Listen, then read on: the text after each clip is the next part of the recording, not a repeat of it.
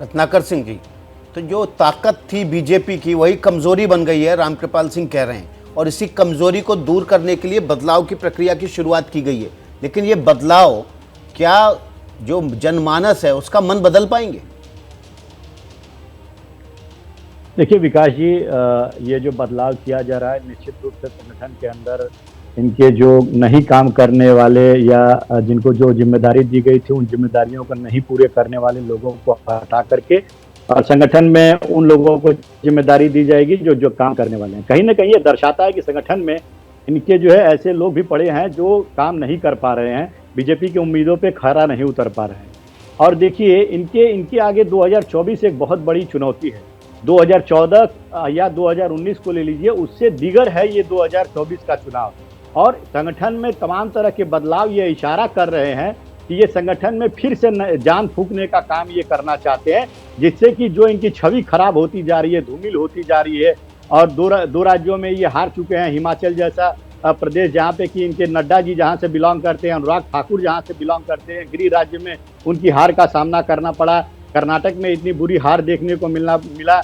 और इनका खुद का सर्वे, जैसा कि आरएसएस ने भी इनको बताया कि किस तरह से जो है संगठन को और काम करने की जरूरत है, तो कहीं ना कहीं ये इशारा कर रहा है कि भारतीय जनता पार्टी की जड़ें जो है कमजोर होती जा रही है, पकड़ जो छूटती जा रही है आम जनता के ऊपर। इसलिए संगठन में इस तरह का बदलाव जो है ये करने की कवायद कर रहे हैं। लेकिन देखिए, जनता के मुद्दे हैं, जनता के मुद्दों पे आप जब तक टच नहीं करेंगे, उनको राहत सहूलियत देने का काम नहीं करें, जनहित में जब तक आप नहीं काम करेंगे, तब तक आपको ये सारी कवायद करने से भी बहुत ज्यादा कुछ लाभ होने वाला है नहीं।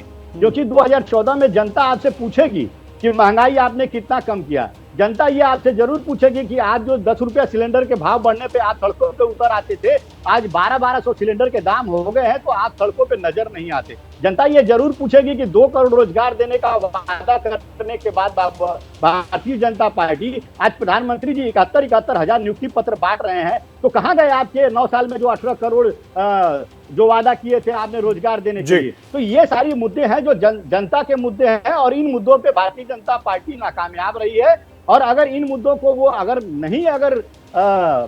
टैकल कर पाएगी तो निश्चित रूप से तो दिक्कत होगी भारतीय जनता पार्टी को। लाख कोशिशें कर ले तो आप जीत नहीं पाएंगे। जी रत्नाकर जी, संगीत रागी आप सुन रहे हैं रत्नाकर जी क्या कह रहे हैं। आप जिस विमर्श की बात कर रहे थे, एक तो उससे जुड़ा सवाल है कि जिस विमर्श की आप चर्चा कर रहे हैं, क्या वो विमर्श शुरू होने में या करने में देरी हो गई, बीजेपी से पहले हो जाना चाहिए?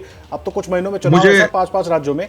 और दूसरा जो सवाल रत्नाकर जी खड़ा कर रहे हैं, देखिए, मुझे ऐसा नहीं लगता है कि भारतीय जनता पार्टी ने संगठन में बहुत सारे काबिल लोग हैं और हमेशा धारा को उन्होंने बदल ली है और अभी भी बदलने में वो सक्षम है। दूसरी बात, जब ये बात महंगाई की होती है या रोजगार की होती है, तो मुझे नहीं लगता है कि इस आधार पर भारतीय जनता पार्टी फेल की है। जितना 9 साल में इस भारतीय जनता पार्टी ने सोशल सेक्टर में काम किया है, गरीबों के लिए काम किया है और उनका एम्पावरमेंट काम किया है, ये नहीं कि उनको रुपए पैसे दे करके, जितना एम्पावरमेंट काम किया है, ग्रास रूट से एम्पावरमेंट, घर देना, शौचालय देना, जल देना, ये कोई मामूली बात नहीं। किसी सरकार ने 70 साल में नहीं सोचा। लेकिन जब महंगाई की बात करते हैं तो यूपीए काल में 10.4% एवरेज महंगाई थी, आज 6.1% है, तो आप तुलना तो कहीं कर ही नहीं सकते हैं।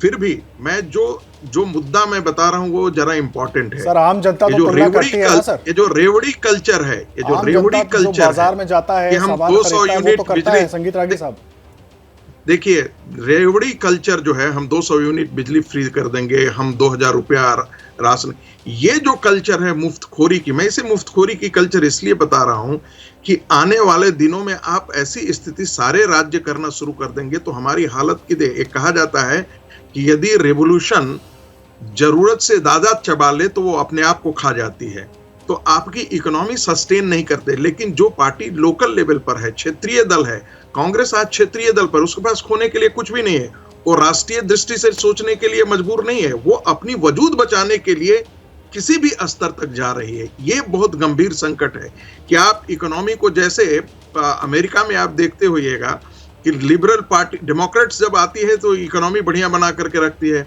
जो जब कंजर्वेटिव आते हैं तो वो युद्ध में झोंक करके पूरी इकोनॉमी को खत्म कर देते हैं। वो बात आपकी ठीक है, लेकिन रेवड़ी कल्चर पर तो बात ही नहीं। बात तो सर महंगाई की उठा रहे हैं कि महंगाई का जवाब आपको देना होगा, रोजगार का जवाब आपको देना होगा। वो रेवड़ी कल्चर की चर्चा फिर कभी कर लेंगे सर। 10 सेकंड में अपनी बात खत्म कर रहा हूं। देखिए, महंगाई, जहां तक महंगाई का मुद्दा है, यूपीए काल से आप तुलना कर लीजिए, तमाम ये के बावजूद भी ग्लोबल कंट्रीज में आप किसी से तुलना कर लिए, डबल डिजिट से किसी की महंगाई कम नहीं है। ब्रिटेन की कितना है, अमेरिका का कितना है इन्फ्लेशन रेट, हमारे यहाँ आज भी सबसे बेहतर मैनेजमेंट भारत ने किया है और इसका श्रेय देना चाहिए।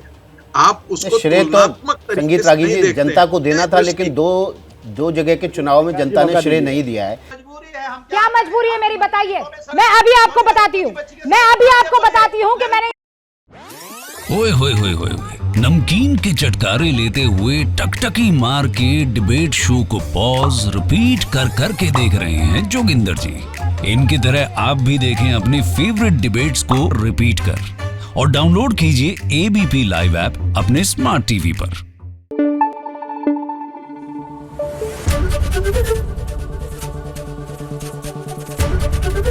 एबीपी न्यूज आपको रखे आगे।